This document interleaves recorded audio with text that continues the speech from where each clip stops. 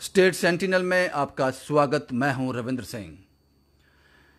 जब आप लुट जाओ, ठगी का शिकार हो जाओ, उसके बाद पछताने का कोई फ़ायदा नहीं।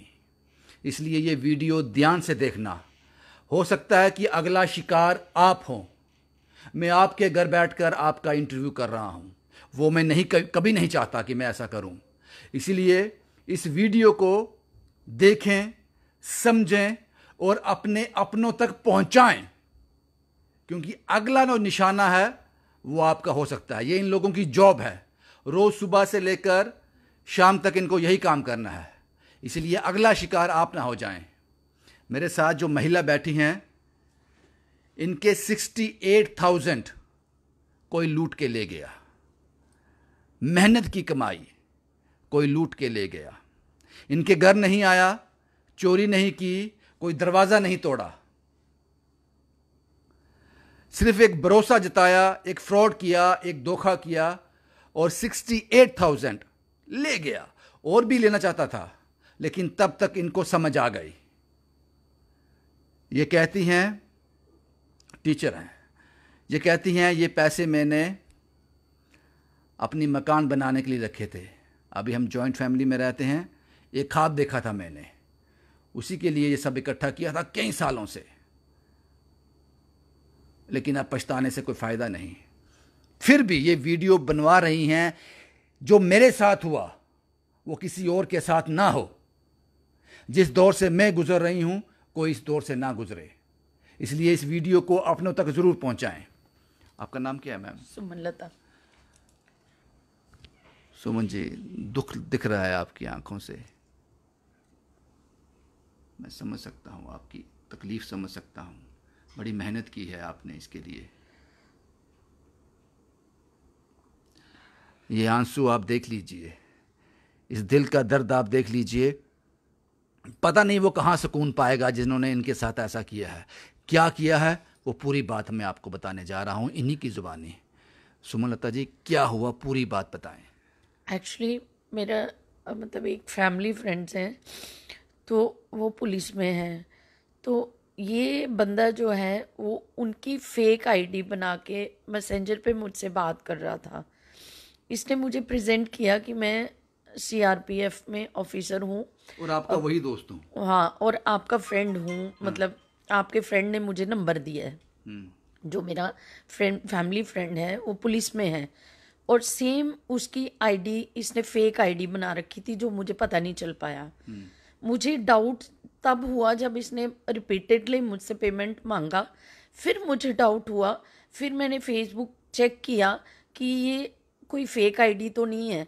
फिर जब चेक करा तब मुझे पता चला कि मेरे फ्रेंड ने फेसबुक पे ऑलरेडी डाल रखा था कि मेरी किसी ने फेक आईडी बना रखी है, और ये बंदा उस फेक आईडी से मुझसे बात कर रहा था, मेरा फ्रेंड बनकर। मैं कुछ और भी बताना चाहूँगा। सुमन लता जी ने मुझे बताया, उस दोस्त ने यकीन दिलाने के लिए कि मैं आपका वही दोस्त हूं जिसको आप जानती हैं पर्सनली, उसके लिए वो क्या करता था, जब ये इनसे चैट होती थी, बात होती थी, ये कहता था थोड़ी देर रुको, मैं अब पुलिस की एक मीटिंग में हूं। हालांकि वो पुलिस में था ही नहीं, पता नहीं कौन फ्रॉड है।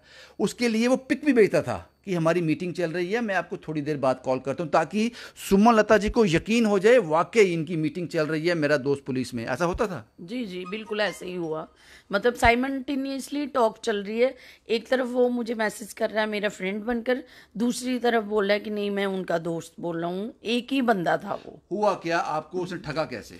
ठगा ये कि मेरे को प्रेजेंट किया कि मेरे पास, मैं सीआरपीएफ में हूँ, मेरे पास कुछ सामान है जो मुझे सेल आउट करना है, और मैं आज ही जा रहा हूँ, मेरी आज ही फ्लाइट है, मुझे सामान आज ही आपको डिलीवर करना है, तो आप मुझे हाफ पेमेंट डाल दो। तो 75,000 टोटल है, तो हाफ पेमेंट डाल दो, हाफ आप बाद में कर देना, मुझे कोई दिक्कत नहीं है। तो मुझे इसलिए ट्रस्ट बना हुआ था कि मेरे फ्रेंड पुलिस में है तो गलत तो हो नहीं सकता कुछ। तो वो मुझे गलत गाइड थोड़ी करेगा। दोस्त है तो गलत हाँ, नहीं करेगा। गलत गाइड नहीं करेगा। तो मेरे को एक मिनट के लिए भी नहीं लगने दिया उसने कि मतलब वो फ्रॉड है। जब मैंने हाफ पेमेंट डाल दी तो उसके कितने डाले? हाफ 37,500। हाँ। तो हाफ पेमेंट डाल दी। उसके कोई 1 घंटे बाद फिर मुझे दोबारा से कॉल आया कि मैडम वो ना मुझे यहाँ से कोई क्लियरेंस लेनी होती है सीआरपीएफ गेट से, जो उसके लिए आपको 15,000 डालने पड़ेंगे, 15,500 रुपये। वो अभी विद इन 2 मिनट्स आपको रिटर्न हो जाएंगे। ये फॉर्मेलिटी है हमारे यहाँ सीआरपीएफ गेट से सामान निकालने के लिए। तो मैंने 15,500 रुपये डाल दिए। यानी कि ये हो गया 36 और 15, 38 और 10, 48, 53,000। हाँ। तो उसके थोड़ी देर बाद फिर 10 मिनट, मैडम आपने गलत कर दिया, एक्चुअली 15,000 एक डालने थे और 500 रुपये अलग डालने थे। तो ये दोनों आपने इकट्ठा कर दिया, इसलिए ये क्लियरेंस नहीं हो पा रही है।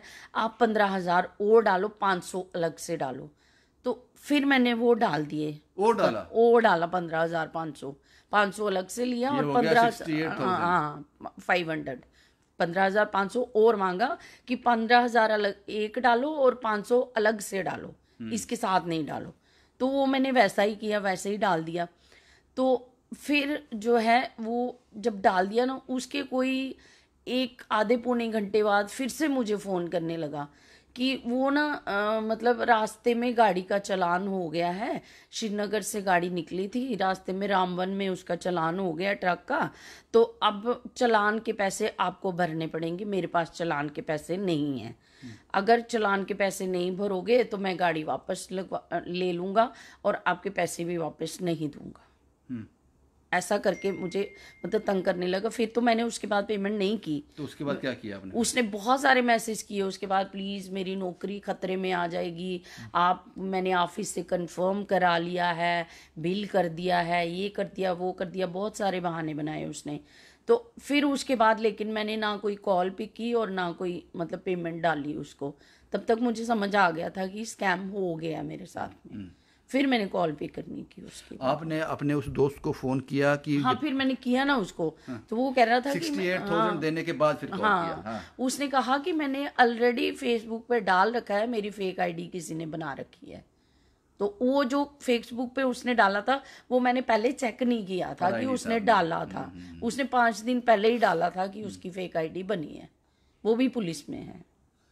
पैसे चले गए? पैसे तो फिर आपने क्या किया उसके बाद? साइबर सेल गए? हाँ, फिर मैंने, मेरे ही जानकार है, मेरा बैचमेट है, वो पुलिस में ही है वो भी। फिर मैंने उनको रिटर्न में कंप्लेन भी दी है और ये साइबर सेल के लिए रिटर्न कंप्लेन कर दी है।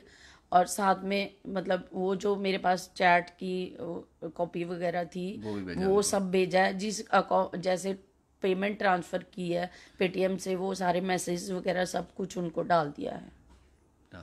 हाँ, क्या बोलते हैं वो? पकड़ा जाएगा बंदा? वो बोल रहे हैं कि हमने अकाउंट सीज करवा दिए हैं, जिन अकाउंट में पैसा डाला है वो सीज करवा दिए हैं, आगे काम चल रहा है अभी, होपफुली कि मतलब पैसा मिल जाएगा।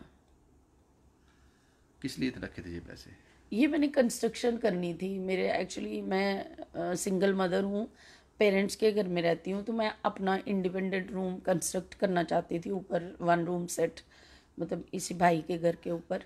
काम रुक गया? वो काम रुक गया है। अब नहीं होगा? नहीं, मैंने लोन प्रोसेस किया है। अब हिम्मत तो रखनी पड़ेगी क्योंकि मतलब आगे चलाना है, बेटी है मेरी। अगर मैं हार के बैठ जाऊंगी तो नहीं चलेगा ना। मैंने लोन प्रोसेस किया है, आज शायद लोन की पेमेंट हो जाएगी तो 2-4 दिन में काम शुरू करवाऊंगी फिर से। आपके पैसे वापस मिल जाएंगे। आपके पैसे, आपकी मेहनत की कमाई है, कोई नहीं खा पाएगा। वही मुझे भगवान पे थोड़ा भरोसा है कि मेरी पेमेंट वापस आ जाएगी। और साथ में जो मेरे जानकार मेरी हेल्प कर रहे हैं, मुझ पे उन पे पूरा ट्रस्ट है, बिकॉज वो मतलब कभी कुछ गलत नहीं होने देंगे मेरे साथ में। उनका मतलब मेरे ट्रस्टवर्दी लोग हैं, जो 1-2 लोग मेरी हेल्प कर रहे हैं, मेरे फ्रेंड हैं जो पुलिस में हैं, वो मुझे पूरी हेल्प करेंगे और मेरे पैसे वापस दिलाएंगे। आ जाएंगे पैसे, बस आप फिक्र मत करो। मुझे पता है कि फिक्र नेचुरली हो जाती है, परेशानी हो जाती है, परेशानी तो है। आ जाएंगे पैसे वापस आपके। मैं सुमन लता जी को ये भी नहीं कह सकता कि चांसेस कम है पैसे वापस आने के, लेकिन उम्मीद देना हमारा काम है, क्योंकि ये लोग इतने शातिर हैं, इतने शातिर हैं। पता नहीं कितनी रिपोर्टें मैं कर चुका हूं, लेकिन आज तक किसी ने मुझे वापस कॉल नहीं किया, ये नहीं कहा साहब हमारे पैसे वापस आ गए। काश कोई ऐसी रिपोर्ट में कर पाऊं। कोई ऐसी रिपोर्ट में कर पाऊँ जिसमें मैं ये कह पाऊँ। हालांकि एक रिपोर्ट मैंने की थी जिसमें एक दुकानदार था, खोखा था, वहाँ किया था, लेकिन बाद में उस दुकानदार ने बोला नहीं साहब वो भी काम नहीं किया, उसको भी पैसे नहीं मिले वापस। पता नहीं हम इन लोगों को ट्रैक क्यों नहीं कर पाते। हम तो डिजिटल हैं अब तो सब कुछ हमारे हाथ में है। अब तो हम चांद तक भी पहुंच गए, पता नहीं इन लोगों तक क्यों नहीं पहुंच पा रहे, पता नहीं। लेकिन सुमन लता जैसे कितने और लोग ऐसे होंगे जो कैमरा के सामने नहीं आते, जो गुट कर रह जाते हैं, सिसक कर रह जाते हैं, अपने आंसुओं के साथ इसको अपना मुकद्दर समझ लेते हैं। पता नहीं कितना बड़ा नंबर होगा ये। उनका काम चल रहा है, उनको रोज को इनकम जनरेट हो रही है, तभी तो ये काम कर रहे हैं। वो लाखों करोड़ों रुपए रोज कमाते होंगे। जिस दिन 68,000 सुमन लता जी के अकाउंट में गए, अगर पूरे भारतवर्ष की बात की जाए, करोड़ों रुपए की ट्रांजैक्शन हुई होगी। ये धंधा फल फूल रहा है। इस धंधे पे रोक लगाने वाले कामयाब नहीं हो पा रहे, तभी ये लोग ऐसा कर रहे हैं और जुर्रत के साथ कर रहे हैं। उनको पता है कि हम ट्रैक तो होंगे ही नहीं, डिजिटल तो हम हो गए, लेकिन इन चोर, डाकुओं और ठगों के तक नहीं पहुंच पाए। पता नहीं क्यों, पता नहीं कहां कमजोर हैं हम, और सुमन लता जैसे लोगों को भी कमजोर कर रहे हैं, इनसिक्योर कर रहे हैं, डरा हुआ रहने के लिए मजबूर कर रहे हैं। ये वीडियो इसलिए मैंने कहा था कि आप अपने अपनों तक पहुंचाएं, ताकि मुझे किसी और के घर जाकर ऐसी रिपोर्ट ना करनी पड़े। जब भी आपको ऐसा कॉल आए, फर्नीचर ले लो, रेस्टोरेंट वाले हैं, हम आपको ऑर्डर देना चाहते हैं, इतना ऑर्डर, ये मत करो साहब।